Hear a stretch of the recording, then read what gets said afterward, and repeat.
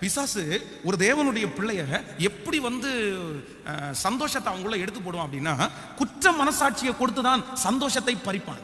நீங்கள் சங்கீதத்திலே 51வது சங்கீதத்தை எடுப்பீர்களே ஆனால் எடுத்துக்கொள்ளலாம். 51ஆம் சங்கீதத்திலே நீங்கள் 51ஆம் சங்கீதம் 8வது வசனத்தை நம்ம வாசிக்க போகிறோம். 8வது வசனத்தை வாசிக்கும் போது, நான் சந்தோஷமும் மகிழ்ச்சியும் கேட்கும்படி செய்யும், அப்பொழுது நீர் நொறுக்கின என் எலும்புகள் களிகூறும். நீங்கள் அப்படியே 12வது வசனத்தை வாசிக்கலாம். உமது இரட்சணியத்தின் சந்தோஷத்தை திரும்பவும் எனக்கு தந்து உற்சாக ஆவி என்னை தாங்கும்படி செய்யும். அப்போ இந்த சங்கீதக்காரனுடைய வாழ்க்கையில பாத்தீங்க அப்படின்னா, அவன் தவறு செய்த உடனே பாத்தீங்க அப்படின்னா அவனுக்குள்ள ஒரு பெரிய துக்கம் வருது.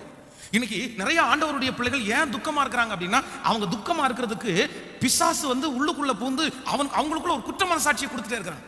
நீ நல்லவன் இல்ல, நீ தப்பு பண்ணவன், உனக்குள்ள நிறைய அசுத்தம் இருக்குது, கர்த்தர் உன்னை ஏத்துக்க மாட்டாரு, உன் ஜெபம் எல்லாம் போய் சேராது, நீ இவ்வளவு மோசமானவனா இருக்கிறியே, நீ இப்படி இருந்தா எப்படி வாழ்வ, கர்த்தரே உன்னை கைவிடுவார்ல அப்படின்ற குற்ற மனசாட்சி உள்ளுக்குள்ள வர வர வர எவ்வளவோ அழகான ட்ரெஸ் பண்ணாலும், எவ்வளவு அழகா சாப்பிட்டாலும், ஆனா அந்த குற்ற மனசாட்சி சில மனிதர்களை சோகம் உள்ளவர்களாய், கவலை உள்ளவர்களாய் மாற்றுகிறது.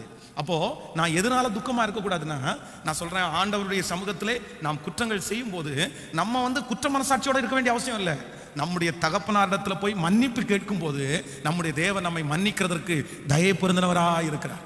இன்றைக்கு இந்த ஜெபத்துல இருக்கிறவங்க கூட, பாஸ்டர் நீங்க சொல்றது உண்மை பாஸ்டர், நான் வேற எதுக்குமே சோகமா இல்லை, ஆனா ஆண்டவரோட வாழ முடியலையே, பரிசுத்தமா வாழ முடியலையே, நான் இவ்வளவு தப்பு பண்ணிட்டேனே அப்படின்ற குற்ற மனசாட்சி உங்களுக்குள்ள இருக்குதுன்னா, நான் சொல்றேன், நம்முடைய ஆண்டவருடைய சமூகத்துல போய் முழங்கால் படிட்டு உங்களுடைய குற்றங்களுக்காக நீங்கள் வருந்துங்கள். ஆண்டவர் உங்களை மன்னிக்கிறதுக்கு தயை பெருத்தவராக இருக்கிறார். கர்த்தர் உங்களை மன்னிப்பாரே, ஆனால் வேறு யாரும் உங்களை குற்றம் சாட்டவே முடியாது. பிசாசு அதை வச்சுதான் உங்களை சோகப்படுத்துவான். இல்ல இல்ல இல்ல, என் ஆண்டவர் என்னை முழுவதுமாய் மன்னித்தார், அவர் எனக்கு தகப்பனாய் இருக்கிறார். ஆமென் சொல்லுங்க.